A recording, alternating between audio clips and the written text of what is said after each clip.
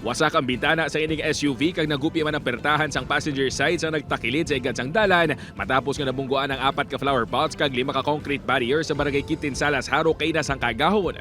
Ginkilalang ang driver sang SUV kay alias Nick, 45 anyos kag residente sang Kalinog, Iloilo. Halin ini sa banwa sang Leganes kag padulong kutani sa barangay Tabukso, Haro sang natabo ang aksidente. Napiyungan ko nung driver butang nga nakabunggo.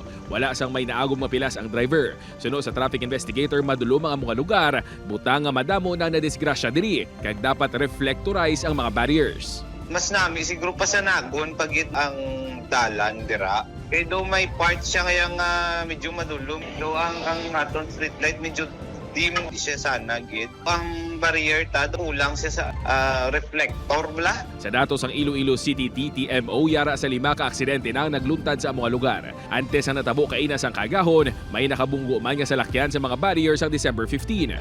Sino kay LTO 6 Regional Director Tony Gaudioso Hiduspan II, kinahanglan nga tun-an liwat sang city government ang pagpahamtang sang barriers sa lugar. Wala sang proper nga mga reflectors ang mga barriers naton.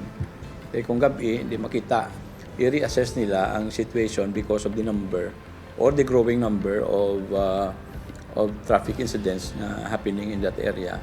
Siguro pwede na maisol-isol or i-assess nila kung paano. Suno kay Iloilo City TTMO Head Oldarico Garbanzos, may gindihon sila nga bago nga traffic scheme sa lugar.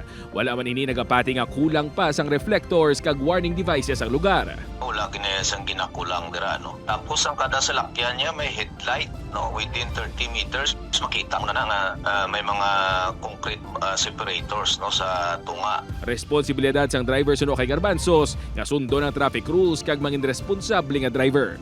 Upood kay Hasti Sierto, John Sala. 1 Western Visayas.